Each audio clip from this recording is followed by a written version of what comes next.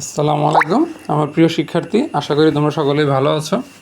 তোমাদের সামনে গণিত পরীক্ষা, তো গণিতের আমি একটা ছোট অঙ্ক দেখাবো, জাস্ট আইডিয়া দেব যে তোমাদের যদি বলা হয় যে কোনো সংখ্যার 11 দ্বারা বিভাজ্যতার নিয়ম তোমরা ব্যাখ্যা করো, বা তুমি কোনো সংখ্যাকে 11 দ্বারা কিভাবে ভাগ করবা বা ভাগ যায় কিনা সংখ্যাটা, সেটা তুমি কিভাবে বের করবা সেই সিস্টেমটা আমি তোমাদের দেখাবো। তো তোমাকে যদি এটা একটা দলগত কাজ আসতে পারে তোমার বইয়ে, তুমি দেখবা। তো কোনো সংখ্যার জোড় সংখ্যা কোনো সংখ্যার জোড় স্থানীয় অঙ্কগুলির যোগফল এবং বেজোড় স্থানীয় অঙ্কগুলির যোগফল পরস্পর সমান হলে উক্ত সংখ্যাটি 11 দ্বারা বিভাজ্য। এখানে দেখো, ধরলাম আমরা একটা সংখ্যা নিলাম 1 2 3 4 5 3। এইখানে দেখো 3 হচ্ছে একক স্থানীয় অঙ্ক, 5 হচ্ছে দশক স্থানীয় অঙ্ক, 4 হচ্ছে শতক, 3 হচ্ছে হাজার, 2 হচ্ছে অযুত, 1 হচ্ছে লক্ষ।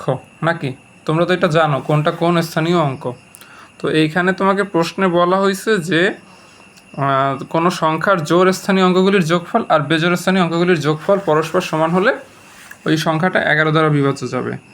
তো দেখো, আমি একটু খেয়াল করো, এই যে সংখ্যাটা 1 2 3 4 5 3, তো এইখানে প্রথমে যেহেতু আমার একক স্থানীয় অঙ্ক থাকে, একক, তারপর বামের দিকে যায় একক, তারপর হচ্ছে দশক, শতক।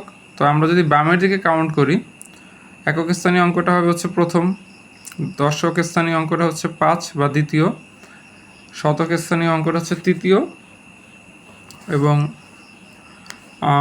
হাজার স্থানীয় অঙ্কটা হচ্ছে চতুর্থ, এবং হাজারের পরে কি অযুত স্থানীয় অঙ্কটা 2, যেটা হচ্ছে পঞ্চম স্থানে আছে, এবং লক্ষ স্থানীয় অঙ্কটা হচ্ছে 1, যেটা ষষ্ঠ স্থানে আছে। এখন একটু খেয়াল করো, এখানে ষষ্ঠ, চতুর্থ এবং দ্বিতীয় এগুলি হচ্ছে কি জোড় ঘরে আছে, পঞ্চম, তৃতীয়, প্রথম এগুলি কি আছে বেজোড় ঘরে।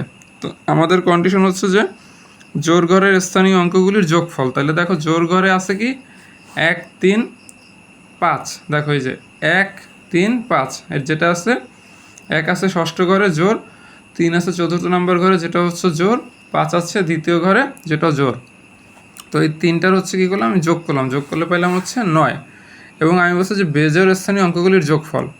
তো বেজোড় স্থানে দেখো আছে কি 1 নম্বর প্রথম স্থানে আছে 3, তৃতীয় স্থান হচ্ছে বেজোড়, তাই এখানে আছে 4, পঞ্চমে আছে 2। তো দেখো 2 4 3, এই তিনটার যোগফল আমি পাইলাম 9।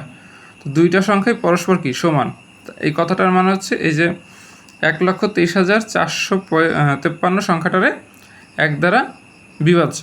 এই কথাটা অনেকে অনেক জায়গায় এভাবে বলে যে জোড় স্থানীয় অঙ্কগুলির যোগফল এবং বেজোড় স্থানীয় অঙ্কগুলির যোগফলের যে যোগফলটা পাবা সেইটা আবার একটা থেকে বিয়োগ করলে ফলাফল 0 হবে। ওই একই কথা, তোমাদের এত কিছু দরকার নাই। তোমাদের যদি এই অঙ্কটা আসে, তোমরা যেটা করবা, এখানে যেভাবে আমি লিখছি এভাবে হুবহু লেখা দিতে পারো, অথবা যদি কোনো সংখ্যা দেওয়া থাকে সংখ্যাগুলির এভাবে তুমি সাজাবা। একদম ডানে যেটা থাকবে সেটা ধরবা প্রথম, তারপরে তোমার বাম দিকে যাবা, বাম দিকে যে সংখ্যাটা থাকে সেটাকে ধরবা দ্বিতীয়, তার বাম দিকে যেটা তৃতীয়, এভাবে তুমি যাইতে থাকবা।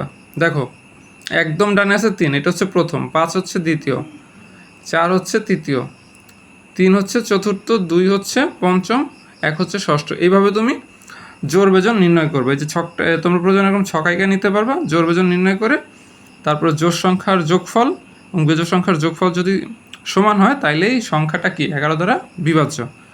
তো এটা প্র্যাকটিস করো, আর আশা করি যেটুকু হেল্প করা যায় আমি করবো।